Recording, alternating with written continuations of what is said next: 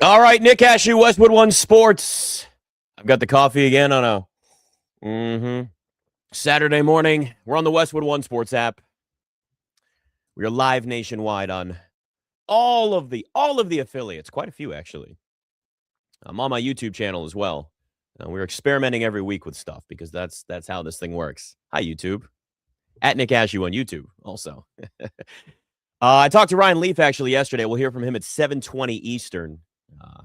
Spoiler alert, it's going to be audio only. We're going to push you over to the Westwood One Sports app for that if you're watching on YouTube at some point here. It's a quiet weekend in sports, right? It's not crickets, right? You had the Rising Stars game last night.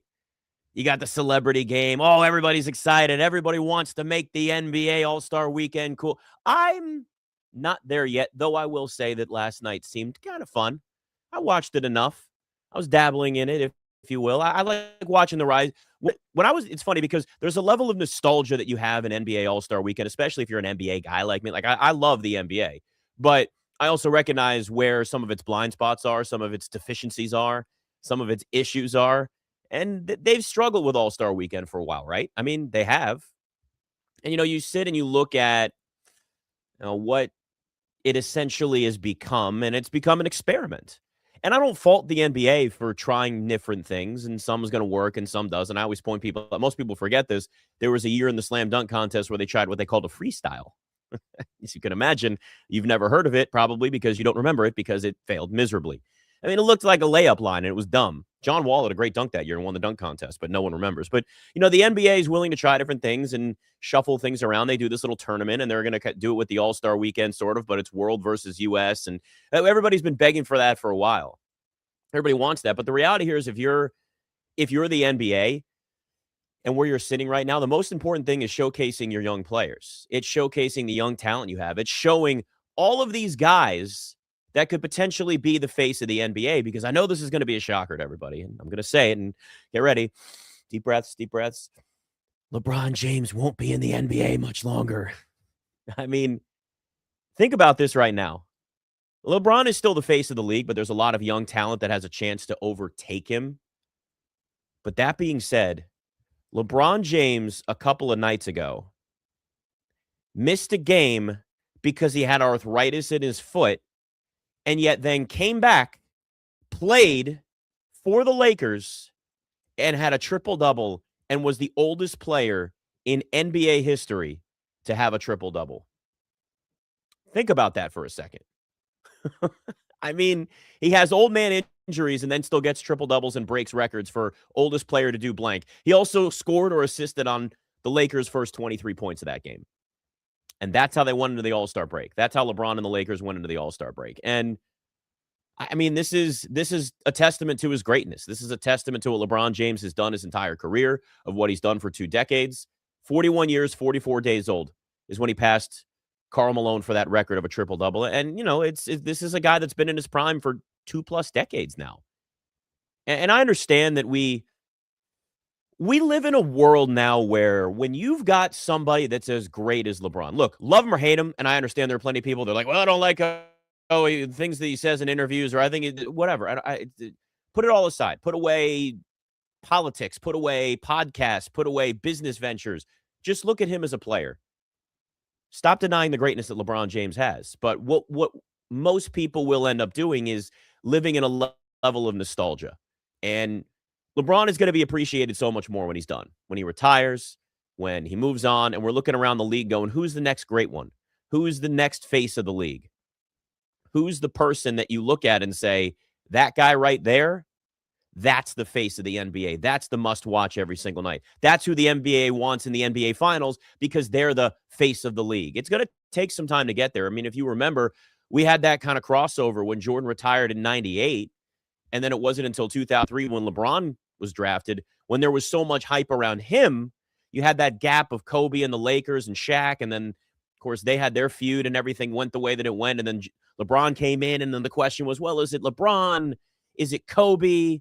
Shaq was like sort of in the mix, but we kind of knew he was past that point. At this point, he started to age quickly, and you're going to have a transition in the NBA, whether it's this year, whether it's next year, whenever it happens, it's going to be transition. And this is what the NBA has to deal with now. It's not easy.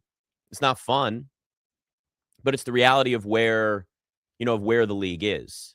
And LeBron's been in his prime for 2 decades. And we sit here and we dissect every little thing that he does, and that's the world we live in, social media. And if Jordan was around when social media was like now, we'd be remembering some different things. There'd be some stories out there. There maybe be some quotes that were documented that weren't documented at the time that people would sit and look and go, okay, I remember that. That was annoying, or I didn't like that. People would remember maybe some of the bad playoff games that Jordan had, because if you look, he had them. Now, this isn't a LeBron versus Jordan thing. It's not the summer. Maybe in the summer we'll do that, but I'm not leaning into that part. But what I am saying is that when you get to this level, when you get to the spot, when you get to this point, you look at LeBron and you say, this guy's been doing this for 2 decades. He's been in a level of his prime that may not be prime LeBron now, but looks like a lot of players' prime in the NBA. And he sits here in this All-Star game, and yeah, he wasn't voted a starter, and yeah, he's not going to be eligible for All NBA because they got that stupid rule trying to get guys to play late in games in the season when it's really all about just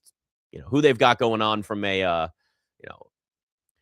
a game that matters standpoint late in the season, and we want to make sure that stars are playing. We know what the NBA was trying to do with that, but in reality here, this is going to be the final run for LeBron James. And I did see this. There is a report, and those of you that heard me throughout the week, I do have the tinfoil hat still next to me, and you can see it on YouTube, by the way. And there's a chance LeBron goes back to Cleveland for his final year. That's the report. I have been saying this for so long, but I've always had one caveat. All right, one caveat. Remember this? I've said it. We're going to document it. LeBron James back to Cleveland with Bronny. It's not just LeBron. It's LeBron and Bronny. One final run. There's no way LeBron James retires this way without having the farewell tour, without being able to say, oh, thank you. We're so happy to have you here, LeBron. Oh, thank you for coming to Oklahoma City one last time. The meaningful games that we've played against you. And thank you, LeBron. It's your final game in Memphis. Here's a tribute. Thank you for your final game in D.C. He wants that. And to do it with Cleveland, the hometown team, sort of, won a title with them. Bronny goes with him because the Lakers don't want Bronny after LeBron's gone. They drafted him for LeBron. That's it. They did it to make him happy. And that's it. That was the only reason. It was the only reason. And, you get to a point here where you sit and look and go, okay. I mean, it all makes sense. It all clicks. So I would not be surprised if we see LeBron James wrap up his career next year with the Cavs with one final run. Let's just put that on record now. I mean, I've only been saying this for at least 2 to 3 years now, just not on this show because this network didn't exist. It's a different network. So there you go. But listen, All-Star Weekend, I think the All-Star game is going to be better. There's a level of competition you can start to feel now that guys are at least trying to drum up. They're talking a little trash back and forth. You've got world versus U.S. That adds a level of pride, right? Think about the Olympics. If you're looking at the Olympics or the World Cup, what makes it great? Like, you don't have to be a fan of the luge or the skeleton or figure skating or whatever. Quad God fell, though. That sucks. Feel bad for him. And listen, I feel bad for any of them, these people in the Olympics, right? This is, you train for 4 years and something goes wrong once, it's your only event. That's it. But what makes the World Cup or the Olympics so great is there is that national pride, that country, like U.S. I don't care about cross country skiing, but damn it, go U.S. We want another gold medal, and you're going to try to drum that up and build that in the same way when you're looking at what they're doing with All-Star Weekend right now, right? So Kevin Durant kind of added a little fuel to the fire when talking about the world versus the U.S. Because, like, these players, look, they hear the narrative. They understand, right? They know that people are saying there's no defense, nobody cares, because they've been changing the All-Star game a bunch. Now you've got world versus U.S. and they're kind of still doing the tournament thing. It's a little different. But this was Kevin Durant talking about the international players, right? Nikola Jokic and Luka Doncic, on the narrative around them versus, as he says, the old heads and how they take this competitive. Here's Kevin Durant.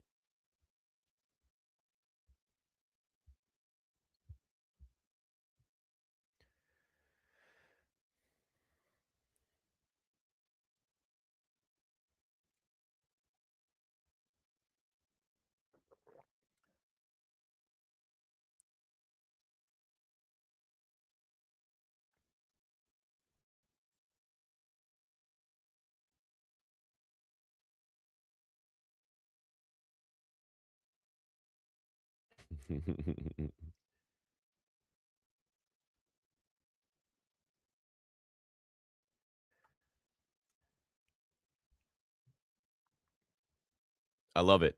I love that Kevin Durant was willing to just go out and say, no, the old heads care. What about these guys? And listen, he's not totally wrong, because if you think about the narrative that's been around Nikola Jokic, let's start with Nikola Jokic for a minute. He loves his horses more than he loves basketball. And that's okay, by the way. I don't, like, I'm not going to fault somebody that uses professional sports one way or the other for, like, their chance to just make a lot of money and they enjoy the game enough, but they got other interests outside of it. I mean, most people have interests outside of their career, right? Most of us do. But that's always been the joke, right? Nikola Jokic, all he cares about is his horses, which is one of the most, there over the course of professional sports, have we ever said that about any other star player? That this player cares more about his horses than he does the game. But that's what Kevin Durant's kind of, that's what he's poking the bear at a little bit here. And Luka Doncic, we know, doesn't play any defense, and he's been fat until recently. And I love Luka. Luka's my guy. Luka's one of my favorite players in the NBA, but he's got a narrative he's got to shake. And most of the time, if a guy doesn't play defense, a guy doesn't play defense. Like, it's not going to change. But you can get in better shape. So I think when you have something like this said by Kevin Durant, you kind of look and go, okay, that adds a little fuel to the fire. There's something there at least.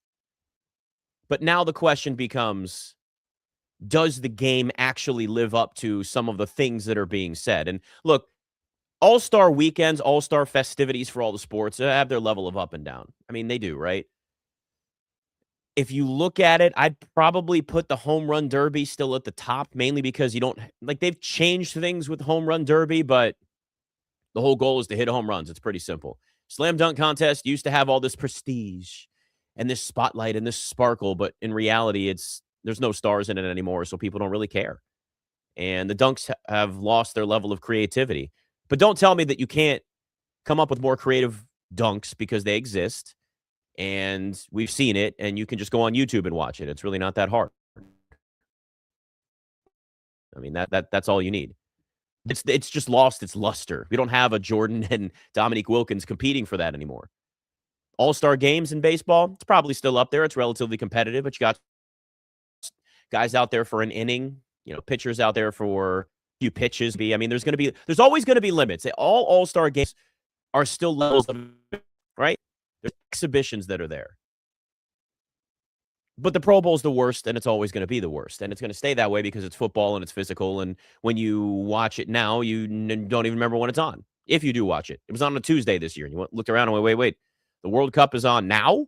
Or the Pro Bowl's on now? I mean, there's a certain point where you just realize it is going to be what it is.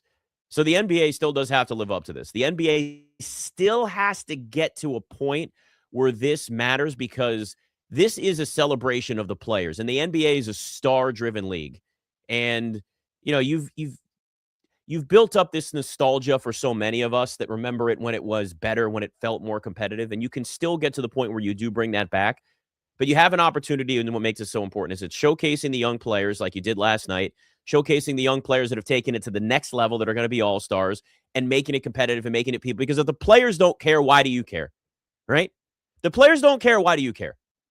And that's what the NBA is trying to fight the most. Because if you look at where the NBA has been overall, the NBA has been trying to fight the narrative that blank doesn't matter. And when I say blank, you fill it in with All-Star weekend, regular season games, a lot of it.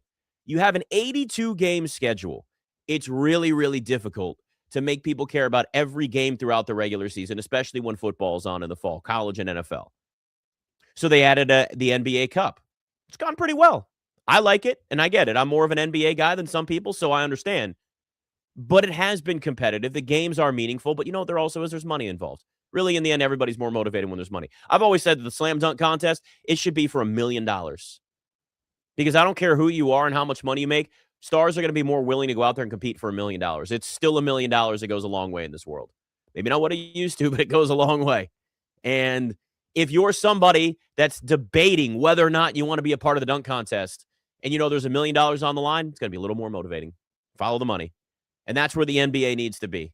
Start throwing some money at these events a little in a way that entices some of these other guys to be there. Just listen, you can still make this thing competitive. You can still turn this into something that people eventually want to watch if you do it the right way. And in a star-driven league, you've got to have the stars involved. And they may not be able to ever do this again with the dunk contest. Like, I've accepted that it might not be the case. 3-point contest, it's fun, it's simple. There's something almost therapeutic about watching a shooter that just keeps knocking down shots. You ever done that on Instagram or something? Lethal shooter. He's so much fun to just watch him. This guy just makes shots all day. That's his bit. Like, that's all he does. He just doesn't miss. I could sit and watch Steph Curry shoot all day, just in the gym, just over and over and over again. So there's this, it's simple, right? There's a simplicity to the 3-point contest. So I think that's why some people still like it, but it's just kind of the same thing that you've seen, right? It's like the home run derby. The goal is to hit home runs. That's it. They look similar.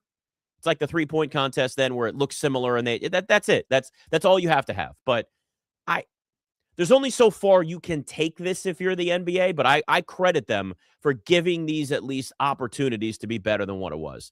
And I think that's one of the biggest things that they've got to keep in mind. All right, Nick Ashew, we're on the Westwood One Sports app. I'm streaming on YouTube as well on my YouTube channel. We'll hear from Ryan Leaf at 7:20 Eastern.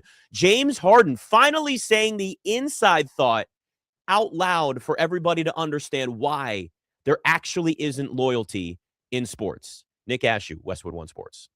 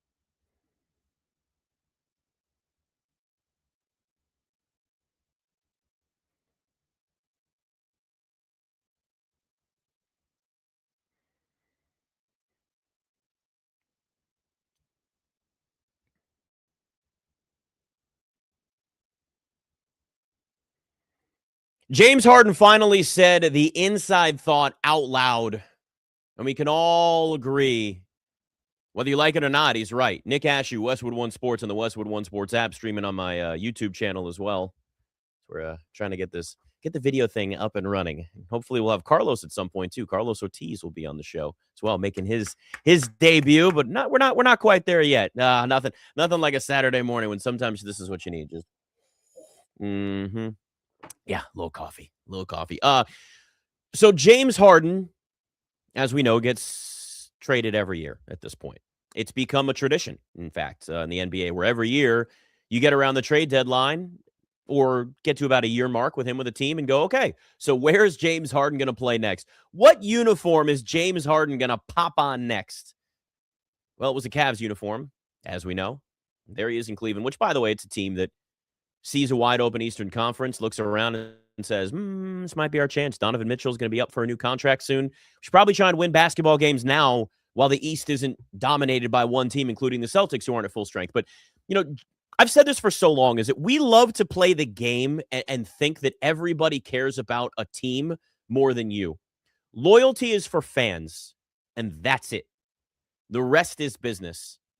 And by the way, it's not a bad thing that you are loyal to your team. In fact, it's good. That's the whole concept. You enjoy it or you suffer through it. Suffering is part of being a fan. Trust me, as someone that's grown up a Knicks fan and a Redskins /football team /Commanders fan, I've literally suffered through two of the most dysfunctional franchises in the history of sports. I mean, it is as bad as it gets. You want to talk about a suffering sports fan? I'm here. That's why I feel for Browns fans and Raiders fans and insert other fan bases that have lost a ton of games forever. Like, I get it. But James Harden knows what the narrative is around him, right? Players can pretend. They can say, we don't pay attention to what people say. Yes, you do. They do. And James Harden knows that the narrative around him is that he just jumps from team to team. Now, we need to understand that this is the world of the NBA today. This is the world that we live in, where the NBA has players looking around going, I don't need to be here anymore. I'd like to go, and I'm going to control my future and my destiny and my career and my quality of life and all these things. It's what it is. That's what we're looking at now. So it's not the era anymore of Jordan playing for the Bulls forever until he came back with the Wizards. This is now about players, stars, moving around to different teams, maximizing their income, maximizing their chance to win. It's just a different league. And I'm okay with that, because when you get drafted or you get traded and it's not under your control, you don't get to control where you live, the franchise you play for, the coaches that you have to deal with, coaches that you like or not. Right? A quarterback success, so much of it is dictated by the situation, where they start off, where they play, where they are. Look at Sam Darnold, right? Sam Darnold would not have chosen to play for the Jets. Dante Moore probably chose not to play for the Jets by going back to Oregon for another year. It's also like $5 million on the table. But, you having any level of control over your future, don't blame an athlete for doing that. But James Harden finally came out and said what everybody else had been thinking. And this right here is exactly what somebody finally needed to say.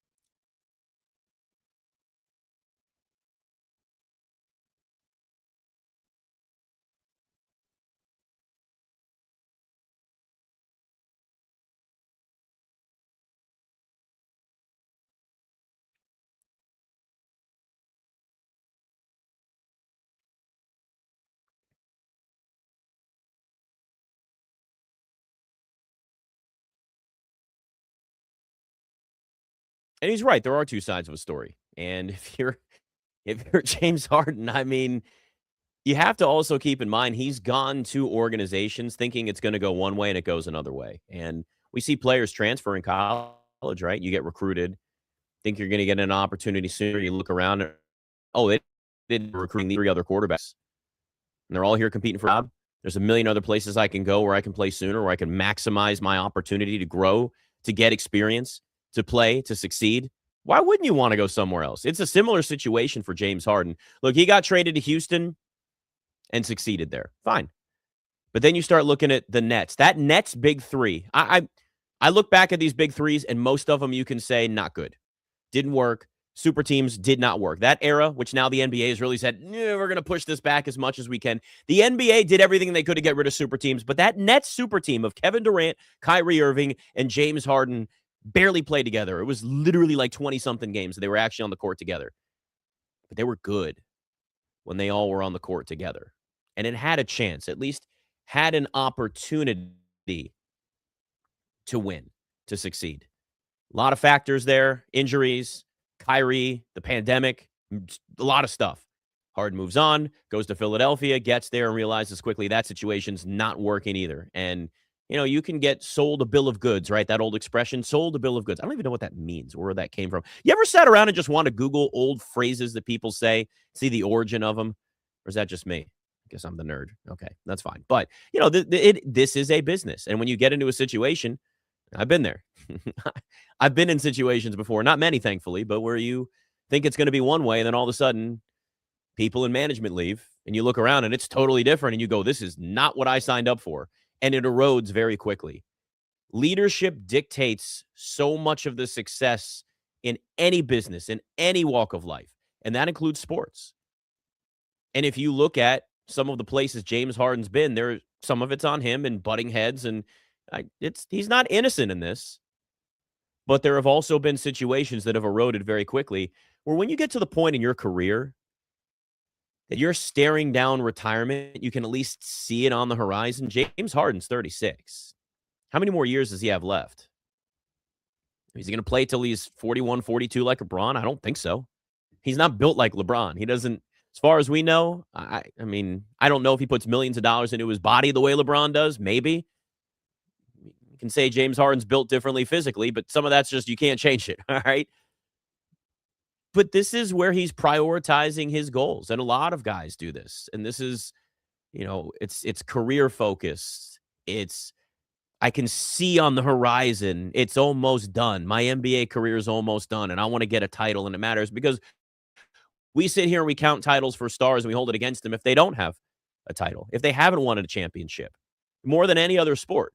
And yet it's a team-oriented sport in so many ways, and you have to factor in how it looks with the rest of the roster, how it's constructed, the front office, the coaching staff. There's a lot there. Yes, it happens in football too, but you look at this, and if you're James Harden at this point in your career, now he says that he didn't ask for a trade to Cleveland. He also didn't turn it down because he could have said no, and he could have stopped it. So he realized this he was in a better position. And I would have the same move too. If they were going to trade me to Cleveland, if I'm James Harden, you look at the Clippers, this is a team that started off horribly. This is a team that was going, they were going off the rails so quickly. Yes, have they played much better? Yeah, absolutely. But, you look now at this All-Star break and you sit around, if you're James Harden, this is the push that you have. You're in Cleveland and you got a chance to, the Cavs have not gotten out of the second round of the playoff group. They have, but that's the one issue of Harden in the playoff. We all play hard is not James Harden. So there's that. Honestly, I'm surprised that more quarterbacks don't leverage their power in the NFL like this. Nick Ashew, Westwood One Sports, and the Westwood One Sports app. I'm at Nick Ashew on all the socials as well, if you're just jumping on here. If you're looking at quarterbacks, they are the equivalent to stars in the NBA. Right? They are. They have leverage. They have control. There are plenty of teams that need quarterbacks. Have you seen what the quarterback crop looks like this offseason? It ain't good. It's rough. It's rough right now. If you need a quarterback this offseason in the NFL, you're trying to trade for Kyler Murray or Tua Tagovailoa, or you're hoping Kirk Cousins gets released and you get him as a bridge quarterback for a year or two, or you're figuring it out. You're not going to get anybody in the first round. Fernando Mendoza is probably going to be the only quarterback. You might, if you really like Ty Simpson, are you going to draft him and then start him right away? Probably not. So realistically, you have a level of control if you're a franchise quarterback in the NFL that looks around at his situation and says, yeah, this ain't going to work. This isn't working for me. I've said this for years. Joe Burrow has maximized what you could do in Cincinnati. I mean, we talk so much about bad organizations, poorly run organizations, all of these things. And it's true. I mean, there are some poorly run organizations in the NFL that you look around and say, there's no way they're ever getting out of this. This isn't going to change. This is who they are. It's the Browns. It's the Raiders. I mean, it's the Jets. But really, the Cincinnati Bengals have been in that conversation for a long time. The only thing is that Joe Burrow, when he's healthy, has maximized every single game that they could possibly maximize with him out there, right? I mean, they made a Super Bowl. They made an AFC Championship game. Joe Burrow and the Bengals were one of the only teams early on that you felt like could compete, and we saw it with the Chiefs. Burrowhead instead of Arrowhead. It felt like there was this rivalry just blooming, just blossoming in the NFL. But you also had Josh Allen and the Bills kind of in the mix there. Well, then you consistently had all the injuries, right? Joe Burrow couldn't stay healthy. And I know he's got receivers that, I mean, there are quarterbacks in the NFL that would dream to have one of those Bengals receivers. You got two legit number one receivers in Cincinnati. So they've spent the money on certain weapons for Joe Burrow. Does Joe Burrow seem happy to you there? I know some of it is injuries and some of it's frustration. But they haven't been able to get a defense around him, and it's been years. They haven't been able to solidify that offensive line, and it's been years. Yes, they've spent money on T. Higgins and Jamar Chase, and yeah, that's great. But you got to have more than that, right? I call it the assembly line of success. You've got to have good play calling, which then goes to the quarterback, and you've got to have an offensive line that's going to block and protect that quarterback, and the quarterback's got to be able to get the football to those really high-priced wide receivers, because if you don't, they're just overpaid decoys. They're just sitting around, and it's all about getting cardio.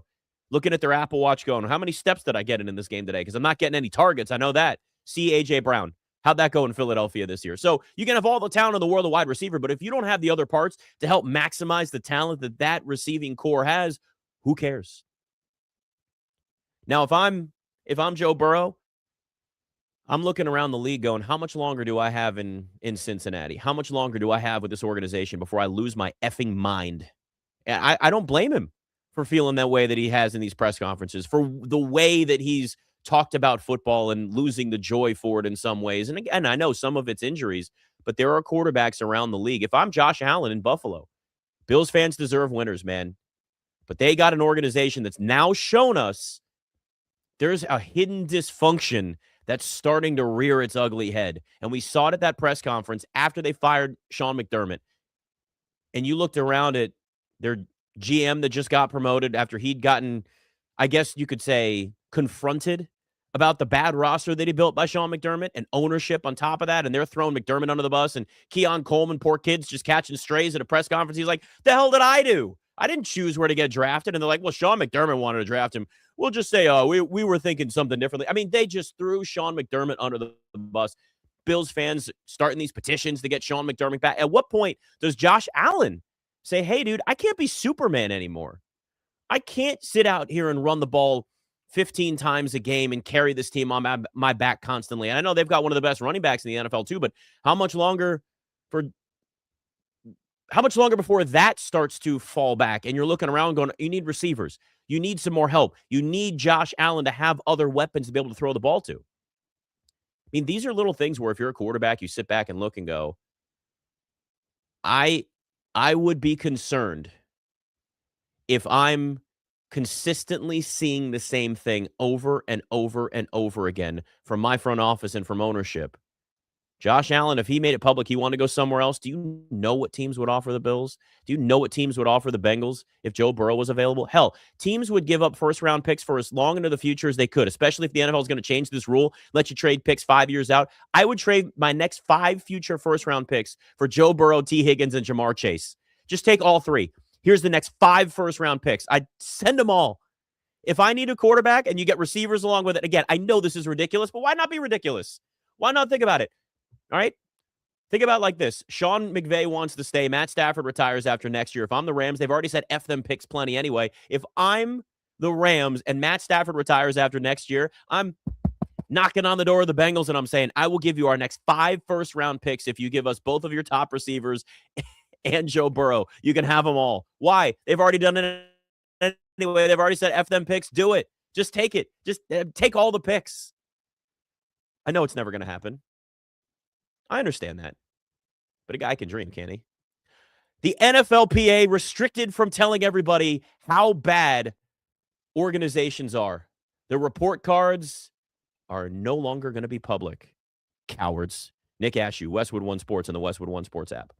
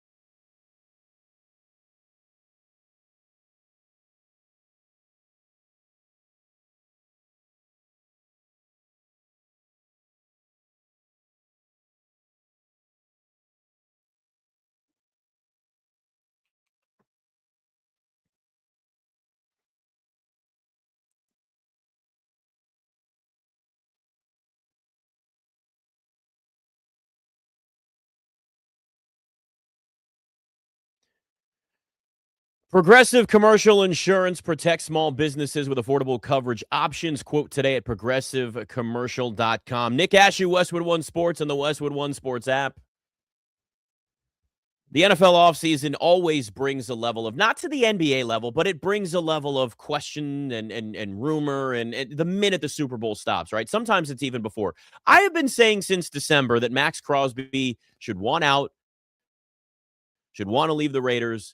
And as somebody that, does a show in DC during the week, it's been saying since December, go get him, Commanders. Oh, did I get eviscerated, by the way? Eviscerated. Oh, he's never going to go anywhere. He doesn't want to leave. You want to trade a first-round pick for Maxx Crosby? You're crazy. And now it's all coming to fruition. I don't like to always be the guy that says, I told you so, but I'm going to do it here. I told you so. Maxx Crosby wants out, and it is a nonstop conversation around the NFL, and it's only going to get louder. Here's the thing. If you are Maxx Crosby and you're in the prime of your career, 28 years old, one of the best edge rushers in the NFL, great teammate, by all accounts, right? Leader, put everything that he could into this Raiders organization. They have the number 1 overall pick, but they have the number 1 overall pick not because they traded up for it, but because they were the worst team in the NFL. See, that's the thing. Is that at this point in your career, if you're Maxx Crosby, you have so many years left. He's still in his prime. You could argue maybe 3 or 4 years there if he stays healthy. That's fair. And you play one of the most important positions in the NFL. Edge rusher comes in pretty much right after quarterback and, left tackle. Why would you not want to maximize the same way that James Harden said it's a business, it's not about loyalty, and it's about maximizing your career and going to teams that have an opportunity to win if you see another team eroding? Why would Maxx Crosby not feel the same way? Why would he not look around at the Raiders and go, yeah, this is a problem. They're rebuilding, and I'm not in a spot where I'm going to – if Maxx Crosby was like 23 or 24 years old, yeah, he's going to look around and go, we're going to rebuild together. I'm going to be a part of this. We're going to bring in some young guys. We're going to build a foundation together maybe. That could be his outlook. But when you look at where the Raiders are and the history they have, I don't care that Tom Brady's there. Tom Brady isn't going to be doing it. Like, he's not going to coach, throw the football, and, get out there and protect the quarterback and get after the quarterback on the defensive side. Like, it's great that Tom Brady's there and he can add a lot of value in terms of his brain and his knowledge and help Klint Kubiak, who's already said he's going to lean on Tom Brady, which I would too. He's also broadcasting games next year again. So this whole thing, like, well, Tom Brady's there with the Raiders, and so what? Michael Jordan was with the Wizards. How'd that work out? Phil Jackson was with the Knicks. How did that work out?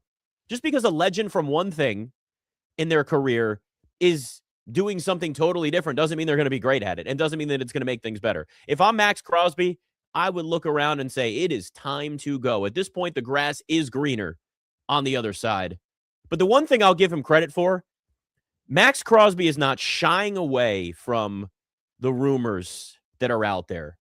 But at the same time, he's not saying publicly, yes, I want out, but also at the same time, not publicly saying no, that he wants out either. He's at least, though, like this here, addressing the elephant in the room as best he can.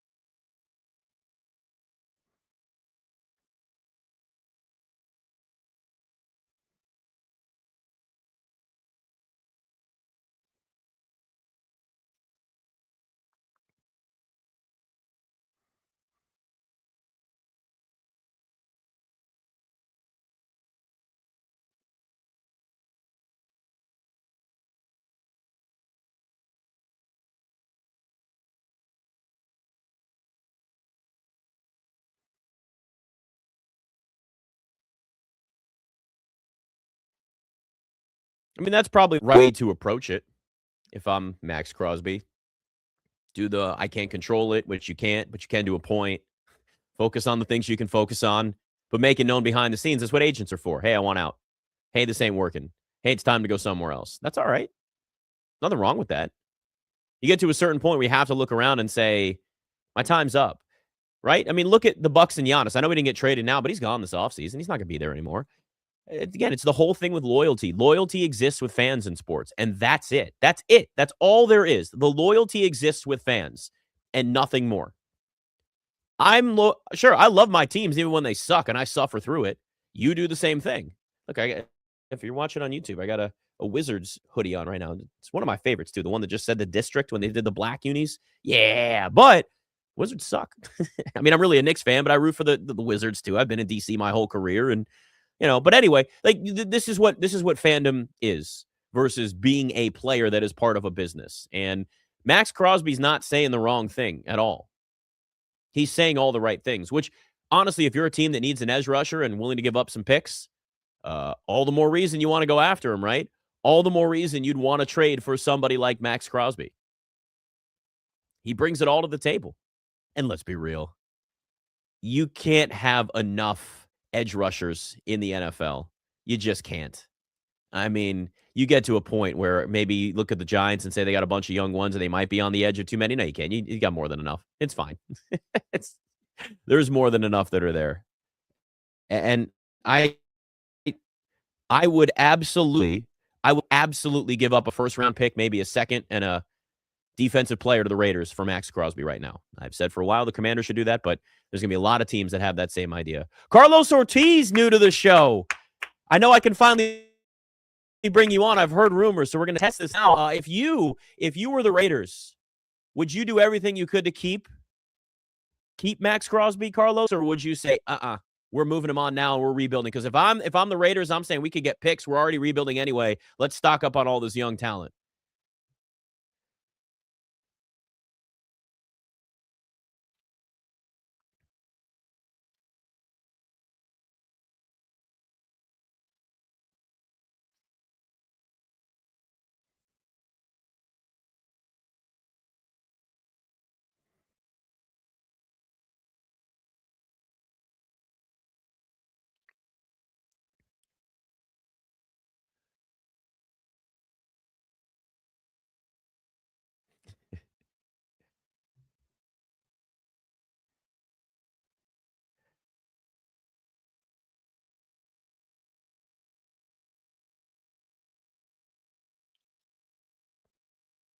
And doesn't it feel though like the Raiders are always doing that? It's like every year the Raiders are rebuilding again.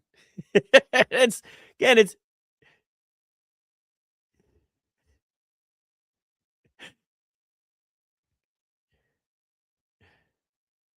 and see, that's the great point, is that even Pete Carroll, who just brings this bundle of energy in his 70s, steps in, and I think he was like Ron Burgundy in the bear cage, and he looks around and goes, "Oh, I immediately regret this decision." And he just looked around and realized there was nothing you could do. And yeah, maybe Geno Smith starts for like half the year, but we know Fernando Mendoza is going to be there. And people can get all excited with Tom Brady. Like he's going to coach up Fernando Mendoza. Yeah, he'll be able to lean on him, but Fernando Mendoza still has to throw the football. They still got to protect him. The Raiders are always in a perpetual rebuild, and they're always in that category of where the Browns are and where the Jets are. I got friends that are Jets fans. I feel so bad for them because Jets fans still love their team, and it's just like, I mean, every year they're getting slapped in the face by that team every single year. And then to watch Sam Darnold, watching Sam Darnold win a Super Bowl and go, "Oh yeah, we were the organization that set him back 3 or 4 years, and yet now here he is." There are certain teams. This is one thing you'll learn about me, Carlos. I know this is our first show doing this. One of my biggest things, and I will push this to the ends of the earth, mainly because of the team that I'm a fan of in the NFL. You are always held back by bad ownership, and owners are not held accountable enough. And there's a certain point where you got to look around the league and say, why are the Browns this bad every year? Why does nobody want to coach them? And why are they offering or making coaching candidates write essays like it's college to be a head coach? At some point, and I know this, Roger Goodell works for the owners, so in the end, it doesn't really matter, and it's not going to change. But you will always be a bad franchise if ownership continues to be a dumpster fire like we've seen with some of these teams.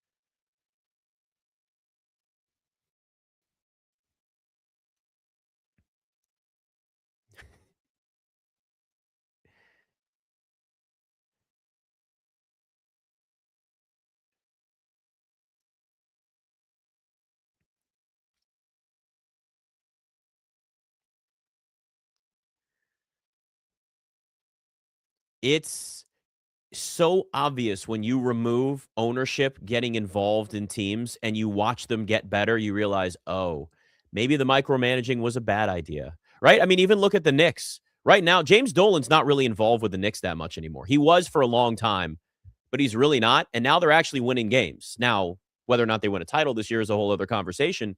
But you look around, you don't need. I understand these are billionaires that are used to controlling they're control freaks, and you have to be to a point to be successful in life, right? You have to have a level of like, you need control. You need to be able to do things ways that have worked in the past in other situations. The problem is that there are so many owners in sports, and this is going to change because organizations are getting so expensive now that even billionaires are like, I can't afford it. Like, franchises are worth a lot of money in the NFL or the NBA if billionaires look around and go, I need partners in this. So you now are going to have a point, though, where more ownership groups are coming together. And hopefully that tempers some of this control level down because the micromanagers and the over-involved owners, it never actually benefits anybody. It's always a problem. And that's what we continue to see. All right, Nick Ashew on the Westwood One Sports app, Westwood One. We'll hear from Ryan Leaf next hour as well. Nick Ashew.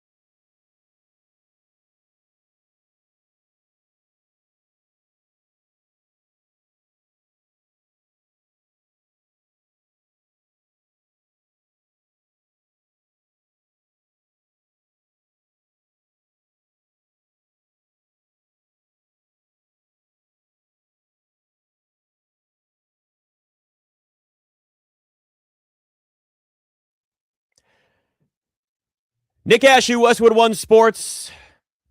We're on the Westwood One Sports app. We're on YouTube, my YouTube channel. We'll figure out the better way to do this for those of you that stream this on YouTube. We're experimenting with it. There's obstacles. I'm a big video guy. Video matters. I'm at Nick Ashew on all the socials, including the old TikTok, by the way. I'm a big TikTok guy now. I'll admit it. It's utterly ridiculous. There's a lot of dumb stuff on there, but it's a world that we can't fight. There's so much change so quickly in this world. You either accept it or you get left behind. It happens in everybody's life. It happens in every industry. It happens in the NFL. And it's, if you look at where we sit now after the Super Bowl, I mean, it's the Seahawks and Patriots, and it's two teams that nobody expected to be there. And Seahawks win a Super Bowl. The Patriots get to a Super Bowl, and we know they were long shots to get there to begin with. And that's what makes the NFL so great is every year there's so much change in the offseason. There's so much in terms of just the ability for you to go from worst to first. Some of it is the schedule, and that changes after the next year. But there is a level of parity in the NFL that we haven't seen in a long, long time right now. Part of the reason why we had the Super Bowl that we did have, then you also had the Chiefs regressing before even the Patrick Mahomes injury. Guys like Travis Kelce are getting older. They've gotten sloppy when it comes to receivers over the years, but you can mask a lot of that with Patrick Mahomes doing what he does, right? Like, there are very few quarterbacks in the NFL that you can look at and say, they make everybody better. You know who does? Patrick Mahomes. He's that guy. But the Chiefs got cocky, and they thought, we could just win with Kadarius Toney, and they had a bunch of walking brain farts on that roster and realized we're probably going to have to get better. I could see the Chiefs getting aggressive this offseason, but I see a lot of other teams doing the same thing because, if you look, the Patriots, we know, had the 10th easiest schedule since the merger, but we also know that team had the third best point differential in the NFL this year. So they were beating the hell out of teams they were supposed to beat. It's just in the playoffs, you saw a different Drake May than you did during the regular season, which is understandable. That happens to a young quarterback that hasn't necessarily had that experience yet in the playoffs. Now, we'll say Jaden Daniels did play a lot better in his playoff debut last year, just saying.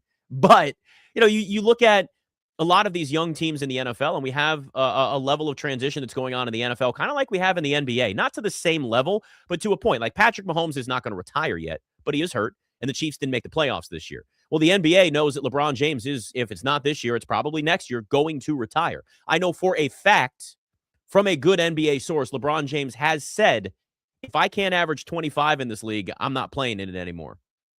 We're right on that cusp right now. So, again, next year, I think, is his last year, but we're getting to that point. And if you're looking around the NFL, there's a lot of teams that have an opportunity to make a jump, to get back in a very vulnerable NFC and AFC, but also a very competitive NFC and AFC. Like, there's no team that you look at right now, that you look at what we saw in the playoffs, that you would say they are the clear-cut favorite still next year. I mean, you could just look at the odds. If you dabble at all, you dabble in betting at all, you will see the odds are very spread out, and it is a jumbled group at the very top of the Super Bowl odds for next year. Now, that can change. That also means very little. This isn't a betting show, so I won't get into why. That means a lot of different things. But what I will say is if you look around the NFL right now, there are opportunities for teams to make a massive difference this offseason. We are going to see a very, very aggressive offseason. And when you have a chance, but also know that your team has a limited window, insert the Rams here. You've already got a history of saying, F them picks, right? Trading first-round picks and winning. Why would they not continue to do that again? Because honestly, if Matt Stafford retires after next year, he said he's going to be back. If he retires after next year, I know Sean McVay signed an extension, but that doesn't mean anything. He can retire too. Just get in a TV or whatever. And then come back later, get offered $25 million a year to be a head coach. But if I'm the Rams, I look at right now as my last window to squeeze everything out of the Matt Stafford era there. Guy who just won MVP late in his career. It's kind of similar to the Warriors, where they've got the last little bit of juice they can squeeze out of Steph Curry. He's not in his prime, but he's putting up numbers at times like his prime, but dealing with some injuries, and it's the same thing with Matt Stafford, and this is kind of how this stuff goes. But if you're looking at any of these teams in the NFC, even the AFC, I mean, it's both sides. You're not looking at two teams that made the Super Bowl where you go, damn, man, they're going to be back there for years. Now, it doesn't mean that they won't get back. It doesn't mean the Patriots and the Seahawks won't also be aggressive this offseason, looking to address needs, especially the Patriots' offensive line, wide receiver, because they already did it defensively, that they could now do that this offseason on the offensive side of the football. So everybody has a chance to be wildly aggressive this offseason.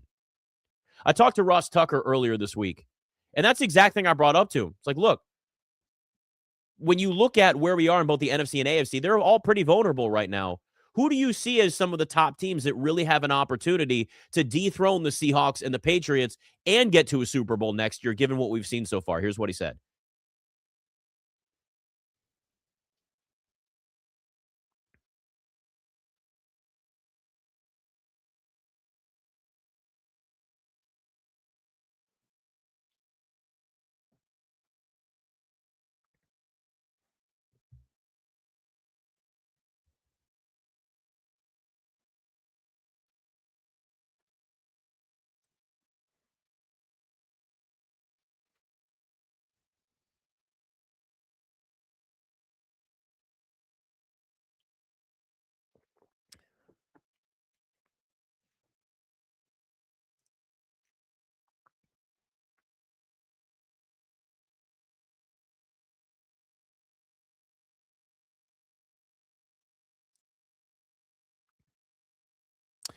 Not surprised that the Jaguars would go to the Super Bowl. Pine Needle, who's a big 49ers fan, just jumped in the YouTube chat. So I'm sure he's going to push the 49ers as a team to get back to the Super Bowl next year, which I love the team, by the way. We are streaming this live on YouTube. Listen, I get it. We're not getting all the audio going through it. Bear with me here, all right? I see you guys there. But, listen, when you look at where a team like the 49ers is, I mean, you have a quarterback in Brock Purdy that's got plenty of years left. It's what you build around him to keep him successful. And what drives me nuts about a lot of these narratives that you see with quarterbacks in the NFL, right, is that it becomes this, Brock Purdy wins because he's got talent around him. Okay. What quarterback doesn't? I mean, there are very few quarterbacks that do what a Patrick Mahomes does in terms of elevating everybody and making up for some of the deficiencies. But even then, Patrick Mahomes has also had Travis Kelce, and one of the best tight ends of all time. So when you look at where the NFL sits at this point, you got a lot of teams that have a lot of chances to make some opportunities here this offseason. But it's a wide open league right now. And this is what makes the NFL great, but it's also what makes the NFL really hard to predict. And it gives this, I'm not going to say false sense of hope, because it wouldn't necessarily be a false sense of hope, but it does at least put teams in a position where you've got to decide where you're sitting. And we're going to have teams on different tiers. And where we all sit right now, there are some where you go, look, they're not contenders, but a really aggressive offseason maybe puts them the back end of the conversation. And then there's some where you go, a couple of moves might get them back there. Like Pine Needle's skeptical right now about his 49ers, but they can make a bunch of moves this offseason. And it completely changes the whole dynamic of what that 49ers team looks like. And we know that their offense is always going to be elite. We know that Kyle Shanahan gets the most out of his players offensively. It's just a matter of health. That's the big thing. And yes, I'll say it, the power station, which it's a thing now. Even George Kittle's talking about it on podcasts. I'm just saying it's a thing.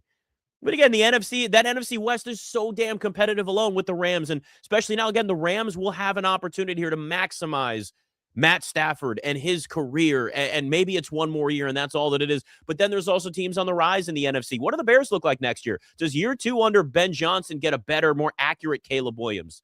Do they address some of their needs? And again, I know all of this is about draft, free agency, trades. There's so much that has to happen. The NFC is different than the AFC in the sense that in the NFC, there are a lot of teams that you've already seen have a level of success in the playoffs, whether it's getting to a Super Bowl or at least getting to an NFC championship game, because you got to throw the Eagles in the mix. But then you also know that there's a lot of dysfunction going on in Philadelphia. The defense is great. That's an elite defense. But on the offensive side, is A.J. Brown still going to be there? Is he going to want out? Is Nick Sirianni going to continue to be a pain in the ass, yet at the same time win football games, but also drive everybody nuts? There's not really leadership there in Philadelphia. Philly fans don't really like Nick Sirianni, but he won a Super Bowl, so they go, well, it's not so bad. I'm not going to try to do a Philly accent. It's just, I'm not going to do it. Almost did, but I didn't. Then you look at the rest of that team and go, well, what's Jalen Hurts' ceiling? Well, he's not an elite quarterback, but he's a good quarterback. He won a Super Bowl. But is he on the level of Caleb Williams even in terms of ceiling, or a Drake May or a Jaden Daniels? No. but he's also proven he can win a Super Bowl as a starting quarterback. So, in the NFC, you've seen teams that have at least gotten to that point. Go to the AFC. Is it the Broncos? Would the Broncos have been in the Super Bowl if Bo Nix had been healthy? I would argue, yeah. I would argue that they would have beaten the Patriots and it would have been Broncos Seahawks in the Super Bowl. So you have to look at the Broncos in the AFC next year. Right now is the team that you trust the most because you've got an elite head coach. You've got a dominant defense. You've got weapons on offense and a quarterback that fits a system for Sean Payton that we know has worked before. Now, does Bo Nix have the ceiling that, say, some of those other quarterbacks in that 2024 draft class have? No. But does he have the experience, and has he shown that he can succeed at the NFL level and does have the right coaching, not just from Sean Payton, but even Davis Webb, who's now their offensive coordinator, promoted from quarterback's coach? Yeah. There's something there with the Broncos where right now you look at them, and that's a team in the AFC that you say has all the pieces to get to a Super Bowl next year. But there's so many other situations here. What do the Ravens look like with a new head coach? Lamar Jackson, we know the talent's there, but the playoff letdowns and failures other than one AFC championship game is part of the reason why John Harbaugh's not there anymore. Do we ever trust the Chargers and Justin Herbert? Jim Harbaugh is one of the best football coaches we have on this planet. Everywhere he goes, he wins, and he wins almost right away. But is that enough to get the Chargers through to at least an AFC championship game at this point? So far, the answer is no. Do we trust the Texans given what C.J. Stroud looked like in the playoffs? I don't. But that defense is another dominant defense.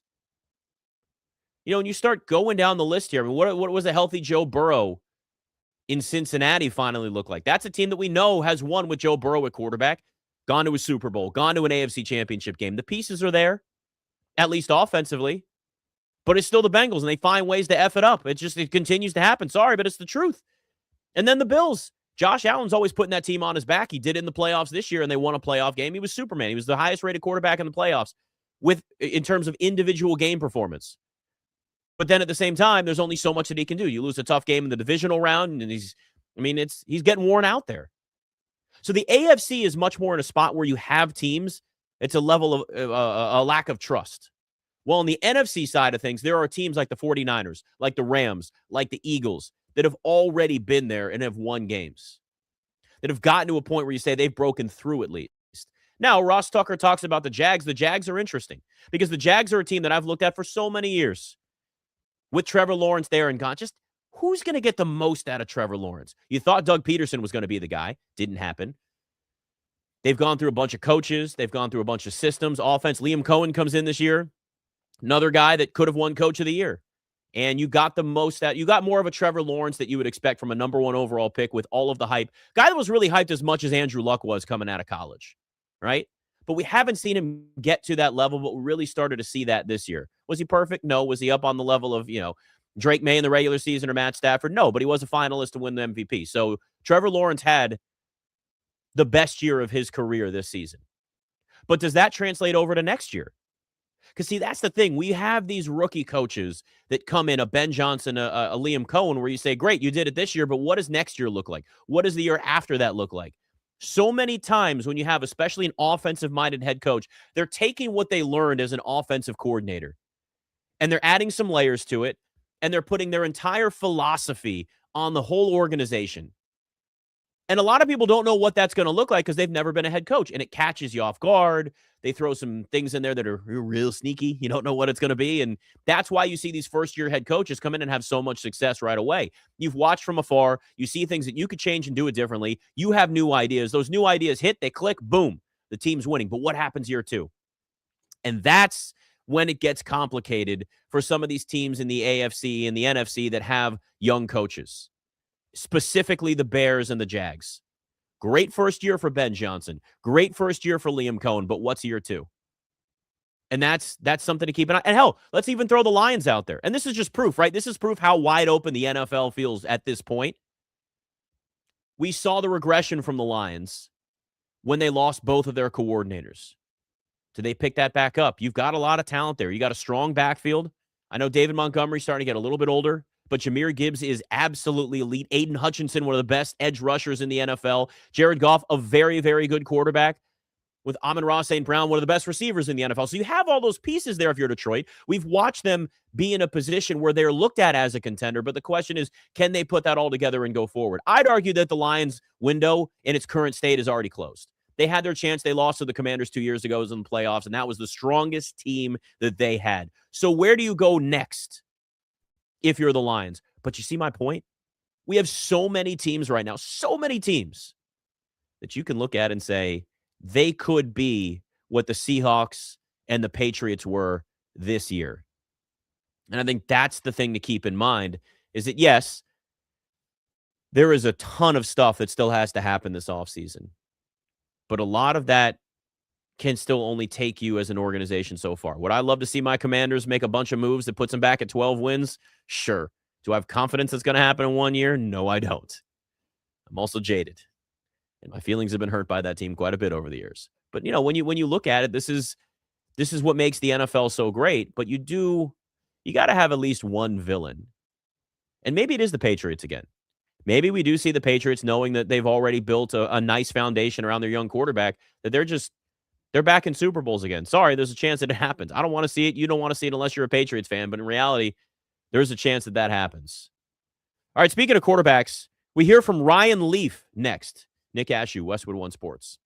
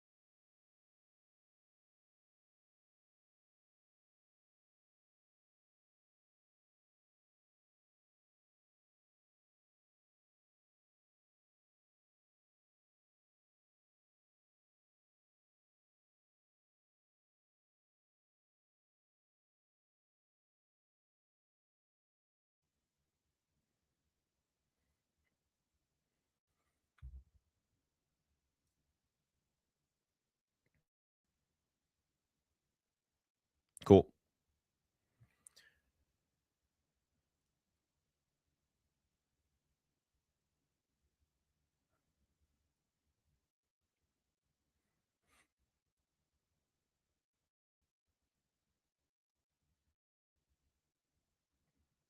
All right, great stuff from Ryan Leaf. If you missed any of that, it's going to be up with the podcast, of course, wherever it is that you get your podcasts. As we build out this new network here, and Progressive Commercial Insurance is protecting your business vehicles 24/7.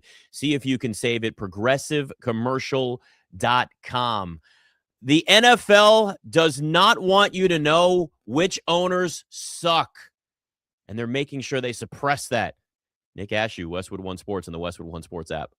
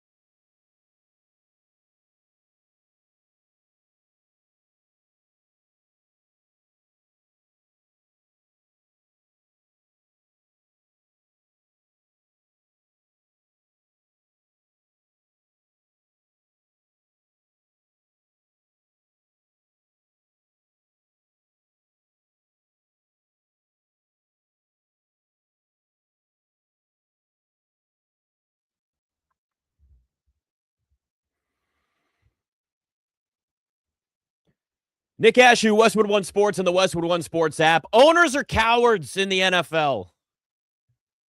All right, we all knew this was going to happen. So the NFL won its grievance against the Players Association, saying you're not allowed to show our report cards publicly anymore. Stop telling people we're bad at things. Players are held accountable. You got stats. You've got game film. You've got everything broken down in little details and players held accountable for what they do on the field. Yet at the same time, when owners are called out and held accountable for how they treat family or players or the food for players or the weight room or the locker room or the training staff or all of the things that makes you a good or bad place to work, no one's allowed to see that anymore because these owners said, we don't want that to happen. It's another example of how owners have way too much power in the NFL. Now, there aren't all bad owners. Clearly, there are very good owners in the NFL. And does this hit home for me a little bit because I'm a Commanders fan and I've seen bad ownership, but now I'm, to this point, seeing good ownership? Absolutely. But there are a lot of people, you may be a fan of one of those teams that has really bad ownership and does not care about the players. And you know what happens? This is how this affects you. Free agents don't want to go there. It's that simple. So here's the thing. The report cards are still going to be made known, and the results and all of that are going to be circulated to players from the Players Association. So free agents are going to know, I don't want to go. Well, I don't really. Everybody knows you don't want to go to the Browns, so I don't really have to use them as an example, or the Jets. But at least you'll know what specifically they're bad at the most from actual player experiences. Like, how often have you bought something on TikTok or Amazon or anywhere online and you've read the reviews first? You should always read the reviews. I want to know what somebody else's experience is before I buy that product. I want to know what somebody's experience is working in an environment before I go there. If you can gather any information, you want to do that. It's the same thing with any NFL player. You're a free agent. You want to know what it's like to play for again, bad example, play for the Jets, I was going to say, but we all know it's very public. But, you can throw out other teams. The Patriots are one, and the Ravens, and the Broncos, and the Texans, and the Bills, whatever. Name an NFL team. You're going to know what they do well, and you're going to know what they don't do well. Now, either way, the players knowing this is a good thing. That's what matters because it still will hold owners accountable to a point with how they run the organization. Because if you can't get free agents to want to play there, if guys want out, rumor gets around, word gets around about how you run things, it's going to hurt the organization. The problem is the trickle-down effect only goes so far, right? Like, you're still then looking at teams that are consistently poorly run, like the Browns and the Jets and the Raiders and, again, all these teams that we keep saying over and over again for a reason. You've seen over the years when these report cards from the PA have been made public, you know what some of these owners have done? They've fixed the things that they're bad at. They've been publicly shamed. And you know what? Good. And it should still continue to happen. Now, what I'd love to see, I don't know if there'd be legal action for this, but if somebody still accidentally leaked it, like, oops, sorry, that email wasn't supposed to get out. Oh, no, I was hacked. Oh, no. And then we still know what teams do well and what teams don't do well. Because if I'm a fan of a team that can't get free agents, and I'm wondering why no one wants to come play for the Bengals or nobody wants to come play for the Ravens all of a sudden, when the Ravens are a well-run organization, by the way. But if that were to change, if I'm a fan of it, I want to know why. If I'm a player, I want to know why. This is my point. Like, owners just have too much power in the NFL. And I have people say to me, well, they take on all this risk. Do they? The Commanders were bought for $6 billion. They're already worth $8 billion. The Lakers years ago were bought for $65 million. I know this is a long time ago. $65 million. They just sold for $10 billion. Sports franchises are an appreciating asset and a guaranteed profit for anybody involved. What risk? What risk is there for a billionaire to spend billions of dollars and make more billions of dollars? Dan Snyder is one of the worst owners we've ever seen in sports, and he walked away with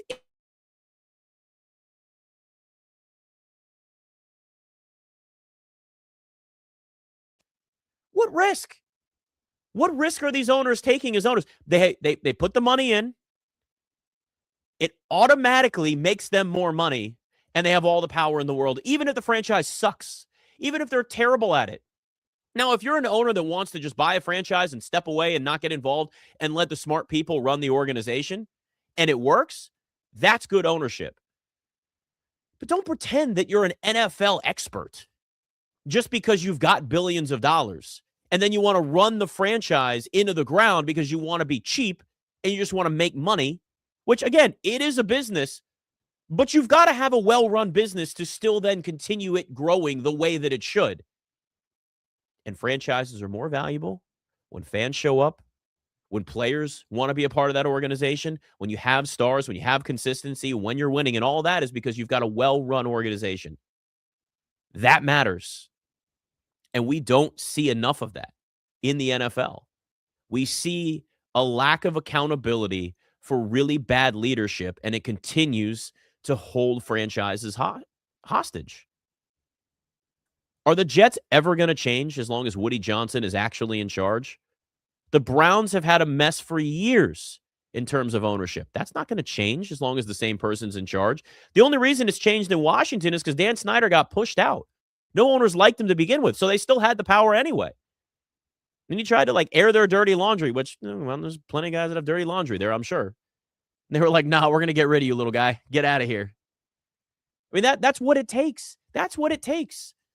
Owners need to be held accountable. Even if it's every 5 years, there's a review of how you've done things, the performance of the organization. I mean, players are held accountable, right? What you do on the field.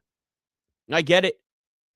I mean, owners should be treated more like CEOs in the sense that, yeah, you can have that level of investment, give them that still, but there still can be a forced sale that is allowed to happen if an organization cannot continue to get out of the mud and they're doing nothing to improve it. And these report cards should be a part of it because the experience that players have, that fans have, all that is part of the business. And it's part of what's going to help the NFL grow. Look, the NFL wants to sit here and expand across the world and add an 18th game and do all these things. Good. Not the 18th game, but expanding across the world. That makes sense. But if your goal is to make the league better, to make franchises more valuable, to expand the product, you got to have a good product to expand. Those standards should be held at least similar for every franchise. Now, some of them, smaller markets, it's a little bit harder. I get it. The finances aren't going to be exactly the same. I understand all of the economics there. But you still have to be able to look around and say, you know what, man? At what point are we going to look at the Browns and say that this is an absolute mess and changes have to be made? Coaches get fired when it's a mess. Coordinators get fired when it's a mess. Players get cut, traded when they don't do their job. And yet owners just sit around and they're like, yep, I got my billions. I'm good. Yep, we just want to make money. Oh, I'm sorry. The fan experience is bad. Oh, nobody wants to coach my team.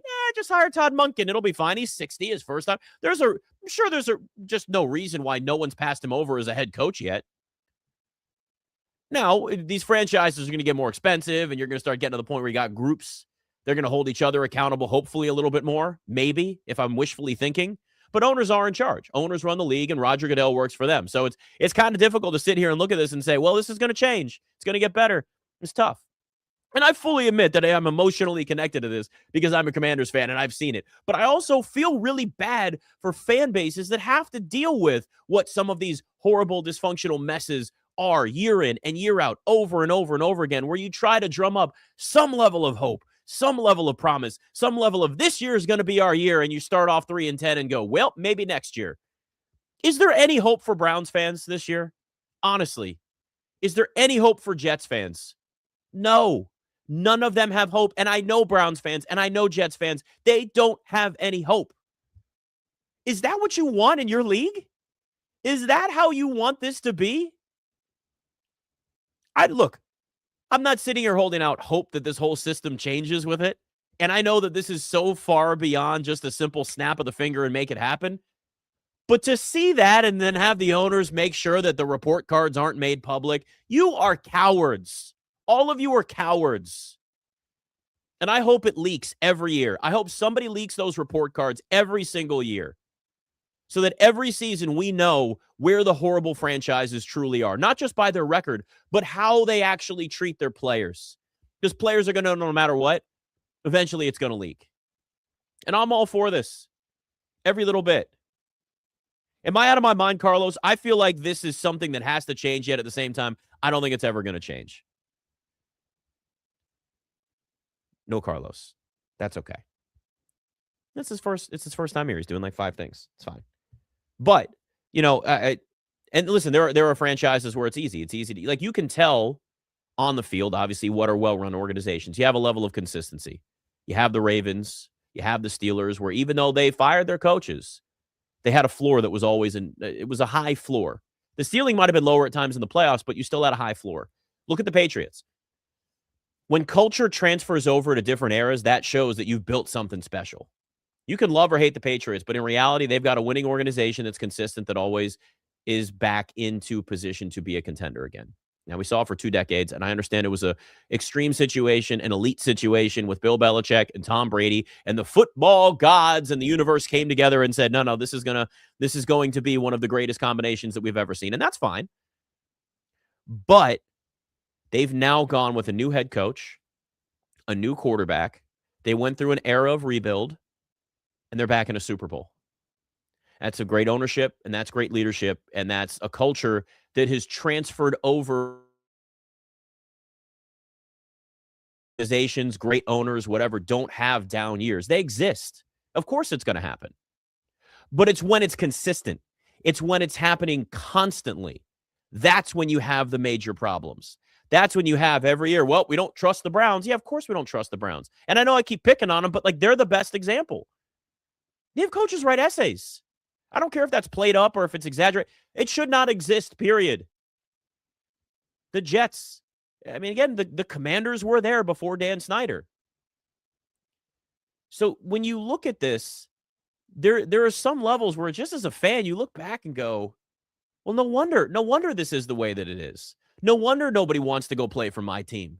And we're the only, right? Fans are the only ones that are loyal. Dude, I'm a fan first. All right. I may have been in, media for a while now, but I'm a fan first. And I wear my emotions on my sleeve with my teams. I don't care. I don't apologize for it. I'm not a journalist, okay? Like, that's always how I've been. My team sucks, I'll tell you. I've suffered through it. I've talked about more bad DC sports teams on TV and radio over my career than I think anybody should have. I've suffered through it. I know what it's like, and it's why I relate to other fan bases that feel that way. It's not going to change unless an owner's forced out. Bad years occasionally always happen. And sometimes you need them. You got to gut a roster and restart. But it's when it's always happening. That's the problem. That's when you get concerned. And that's where you get to the point where you look around and go, what's going to change? What's going to get better? And how do fans have hope when they know their team's not going to get better? So we'll see. All right, the podcast is going to be up wherever it is that you get your podcasts. Of course, we will work on the YouTube stream, try to get everything integrated into one here. I will do it myself if I have to. Video's important, damn it. Nick Ashew, Westwood One Sports, and the Westwood One Sports app.